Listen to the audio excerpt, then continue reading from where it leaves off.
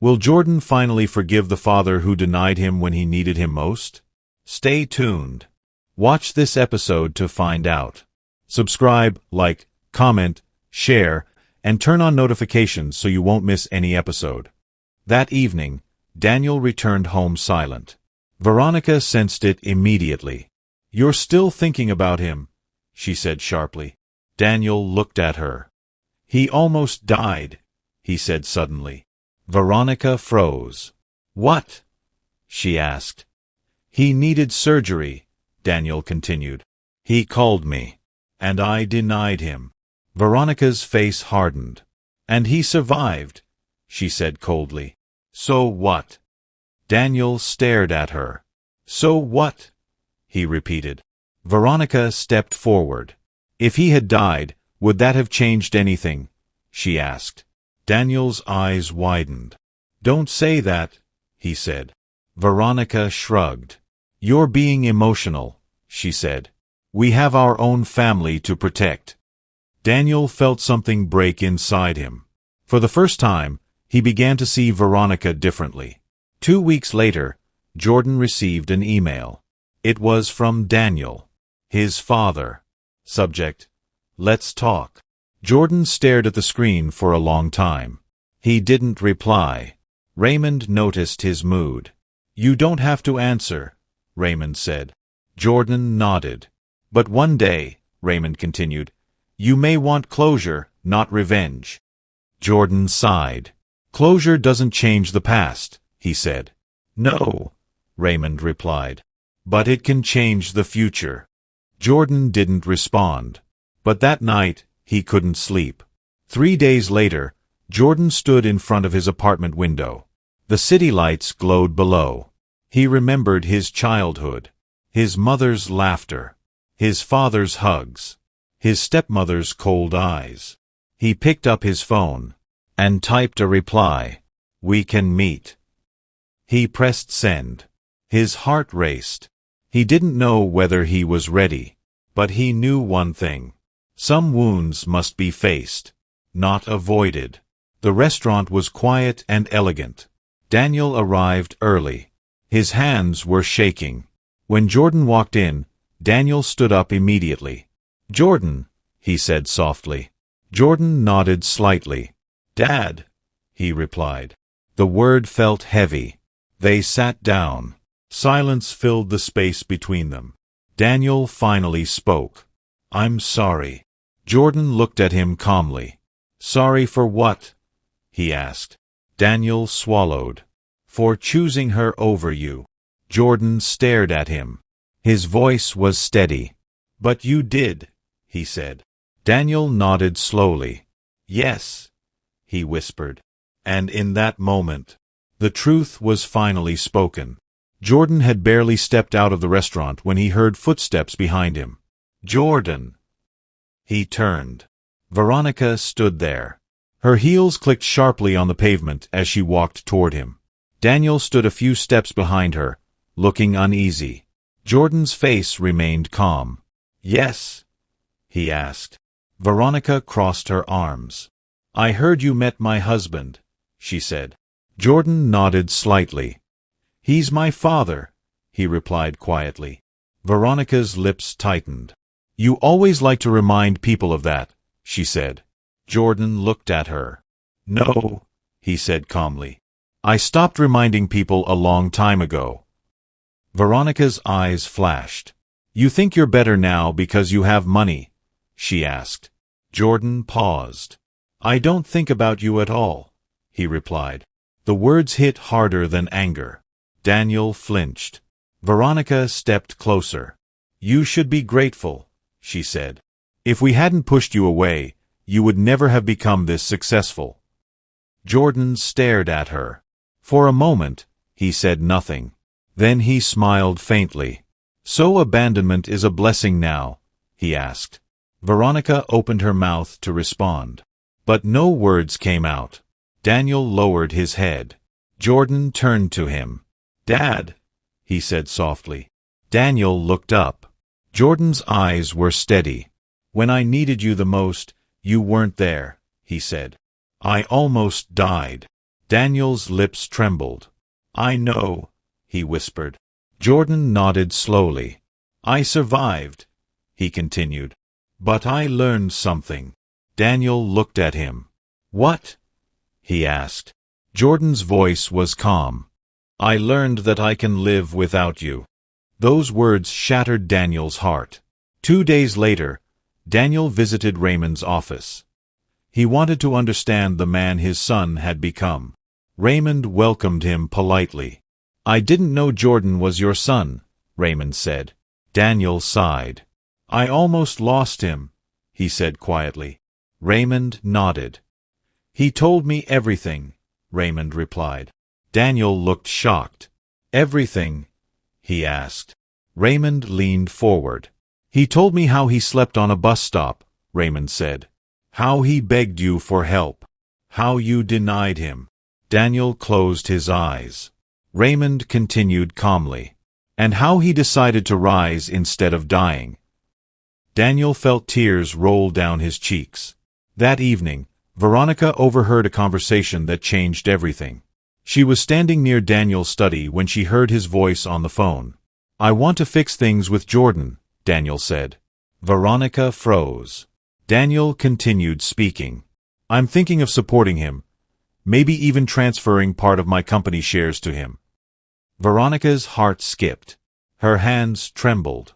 After the call ended, she walked into the study slowly. "You want to give him your company?" she asked. Daniel looked at her. "I want to make up for my mistakes," he said. Veronica's eyes darkened. "So you want to destroy our family for him again?" she snapped. Daniel stood up. "No," he said firmly. "I want to correct my wrong."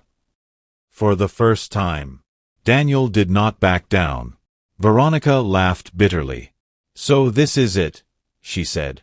"After all I did for you, you choose him?" Daniel looked at her steadily. "I didn't choose him before," he said. "And that was my biggest mistake." Veronica's voice shook. "You think he will forgive you?" she asked. Daniel replied softly. "I don't know," he said. "But I will try." Veronica stared at him, and slowly, her perfect mask began to crack. Meanwhile, Jordan stood on the balcony of his apartment, looking at the city. Raymond stood beside him. "You handled them well," Raymond said. Jordan smiled slightly. "I wasn't angry," he said. Raymond raised an eyebrow. "Then what were you?" he asked. Jordan thought for a moment. "Free," he replied. Raymond nodded slowly. "That's the most dangerous thing for people who once controlled you," he said. Jordan looked at the sky. He didn't know yet, but his freedom was about to shake their world. A week later, Jordan received another message. This time, it wasn't an email. It was a formal invitation card. From Daniel. It read, "Dinner at my house. I want you to meet your family properly." Jordan stared at the card. Family. The word felt strange. Raymond looked at him. "Will you go?" he asked. Jordan hesitated. Then he nodded. "Yes," he said. But he didn't know. That dinner would expose secrets buried for years. The gates of the Miles mansion opened slowly. Jordan sat in the back seat of a sleek black car, staring at the massive house in front of him. This was the house he once called home. But it no longer felt like it. He stepped out of the car. The air smelled expensive. Fresh flowers lined the driveway. Soft lights glowed from the windows. Daniel stood at the entrance, waiting. When he saw Jordan, his eyes softened. "You came," Daniel said. Jordan nodded slightly. "You invited me," he replied calmly. Inside the mansion, everything looked the same. But Jordan felt different. He wasn't the poor boy anymore. He was a man who had survived abandonment.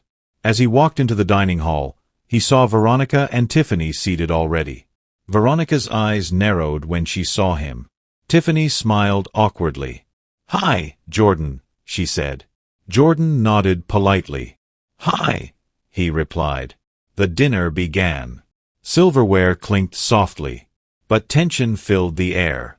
Halfway through dinner, Veronica smiled faintly. "So, Jordan," she said sweetly, "I heard you work at a tech company now." Jordan nodded. "Yes," he replied simply. Veronica tilted her head.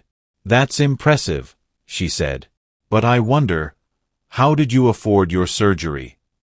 The table went silent. Daniel stiffened. Jordan looked at her calmly. "I worked for it," he said. Veronica chuckled softly. "Really?" she asked. "Because last time I checked, you couldn't even pay rent." Tiffany looked uncomfortable. Daniel slammed his fork on the table. "Veronica," he said sharply. Jordan raised his hand slightly. "It's fine," he said calmly. He turned to Veronica. "You're right," he said. "I couldn't." Veronica smiled. "But I learned something," Jordan continued. Veronica raised an eyebrow. "What?" she asked. Jordan's voice was steady. "I learned that humiliation can either destroy you or build you." The room fell silent. After dinner, Daniel led Jordan to his study. The room smelled of old books and memories. Daniel closed the door. "I didn't invite you here to fight," he said quietly. Jordan nodded. "Then why?" he asked. Daniel hesitated. Then he spoke. "I want to give you something." Jordan frowned. Daniel opened a drawer and brought out a folder. He placed it on the table. Jordan opened it slowly. His eyes widened. Inside were legal documents, property deeds, company shares, bank statements. Daniel's voice trembled. "I denied you when you needed me," he said. "I can't change that, but I can change what happens next." Jordan looked at him. "What is this?" he asked. Daniel swallowed. "My apology," he said. Jordan stared at the documents. For a moment, he felt nothing.